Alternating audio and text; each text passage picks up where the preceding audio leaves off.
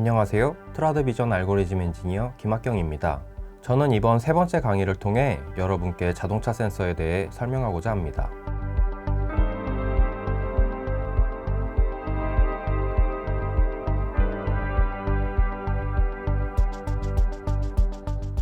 자동차의 자율주행 기술은 운전자의 개입 없이 차량이 스스로 환경을 인식하고 주행할 수 있도록 하는데요.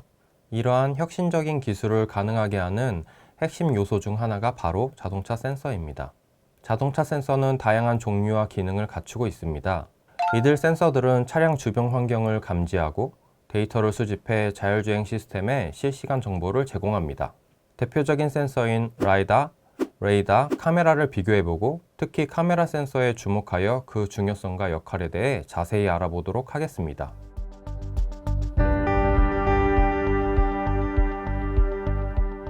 레이더, 즉 라디오 디텍션 앤 레인징 센서는 이미 많은 자동차에 탑재되어 있는데요. 특히 물체의 속도와 거리를 측정하는 데 탁월한 성능을 보여줍니다. 또한 전파를 사용해 물체까지의 거리를 측정하기 때문에 멀리 있는 물체도 감지가 가능합니다. 하지만 다른 센서에 비해서 상대적으로 낮은 해상도와 색상 정보는 수집할 수 없기 때문에 세부적인 객체 분류나 인식에는 제한이 있을 수 있습니다. 라이더 디텍션 앤 레인징 센서는 레이저 광선을 사용해 거리와 방향을 높은 정확도로 파악할 수 있습니다. 또한 레이저 스펙트럼에 따라 주간, 야간, 안개 등 다양한 환경에서 높은 성능을 보여줍니다. 하지만 고성능 하드웨어와 복잡한 기술을 사용하기 때문에 개발 및 도입 비용이 높다는 단점이 있죠. 카메라 센서는 앞서 살펴본 레이더, 라이다와 비교했을 때 몇 가지 독특한 장점을 가지고 있습니다. 첫째, 카메라 센서는 질감, 색상, 대비와 같은 정보를 포착할 수 있는 유일한 센서입니다. 따라서 차량, 보행자, 신호등, 도로 표지판, 차성 등과 같은 객체를 검출, 분류 혹은 세그멘테이션 하는데 매우 유용하죠. 둘째, 고해상도 이미지를 캡처할 수 있어서 다른 센서들과 비교했을 때 아주 상세하게 정보를 제공할 수 있습니다. 이는 주행 환경의 세부 사항을 더 정확하게 인식할 수 있도록 도와줍니다. 예를 들어 작은 도로 표지판이나 보행자의 행동을 더 잘 포착할 수 있게 되는 것이죠. 셋째, 카메라 센서의 비교적 저렴한 가격은 필요에 따라 시스템에 추가해 다중 카메라 시스템을 구성하거나 다양한 센서와 통합해 시스템을 확장하기에 매우 유리합니다. 다른 센서와 통합함으로써 각각의 장점을 결합해 보다 정확하고 신뢰할 수 있는 시스템을 구축할 수 있도록 합니다. 카메라 센서도 물론 단점이 있는데요. 날씨나 조명 조건에 민감하고 거리 정보에 취약합니다. 모든 센서를 활용해 단점을 상호 보완한다면 보다 안정적인 자율주행 시스템을 설계할 수 있지만 시스템의 단가가 매우 높아질 수 있죠. 이에 따라 업계에서는 전략적으로 카메라의 단점을 개선해 오직 카메라 센서만으로 자율주행 시스템을 완성하기 위해 노력하고 있습니다.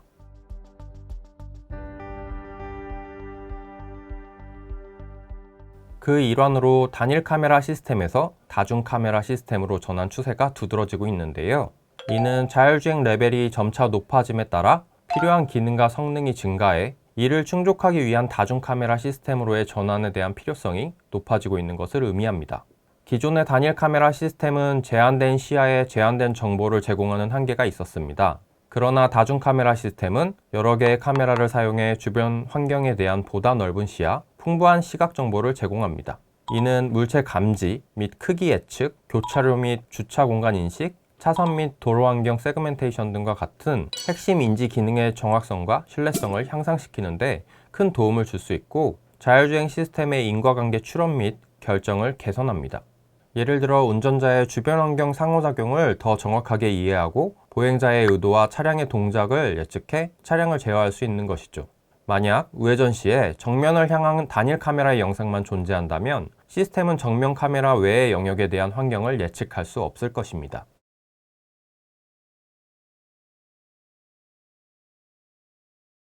그렇다면 최신 다중 카메라 시스템은 어떻게 동작하는지 알아보겠습니다.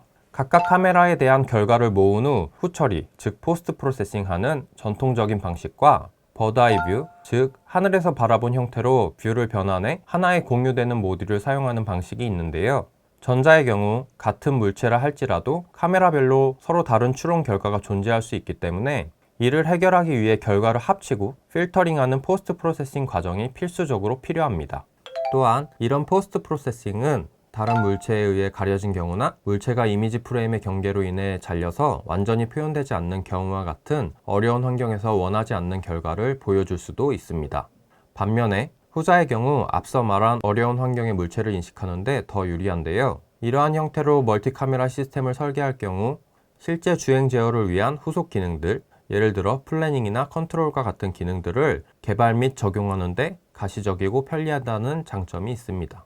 최근에는 버드아이 뷰 형태로 멀티 카메라 시스템을 구성할 때 어텐션으로 이루어진 트랜스포머 구조를 활용하거나 템포럴 정보를 활용하는 등 연구가 활발히 진행 중이며 실제로도 가시적인 성과를 보이고 있는데요.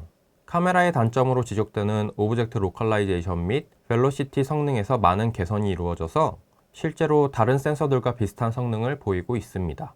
저희 스트라드 비전도 해당 연구를 활발히 진행 중에 있습니다.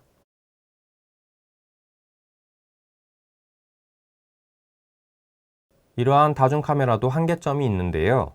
다중 카메라 시스템은 여러 개의 고해상도 이미지를 동시에 처리해야 합니다. 이 때문에 더 많은 컴퓨팅 리소스와 높은 처리 성능을 요구하죠. 따라서 소프트웨어 최적화 및 경량화와 더불어 적합한 하드웨어와 충분한 컴퓨팅 파워를 갖는 시스템 설계가 필요합니다. 또한 각각의 기능을 개발하기 위한 학습 데이터 관점에서 카메라 수가 늘어남에 따라 레이블링 비용이 함께 증가하는 문제가 있습니다.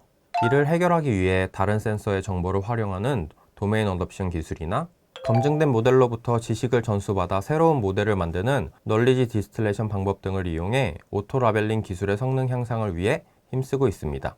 시스템이 복잡해짐에 따라 각 카메라와 센서의 신뢰성 및 안정성을 유지하기 위한 시스템 설계가 필요합니다.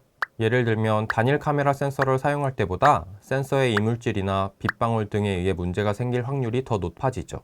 이 때문에 블러키지 디텍션을 통해 카메라 센서가 가려졌을 때 경고해주는 기능이 필수적으로 필요합니다. 또한 주행 중에 카메라가 틀어지거나 고장났을 경우 이를 감지하고 복구하거나 혹은 정상적인 센서만으로 기능을 유지하는 메커니즘도 고려되어야 합니다.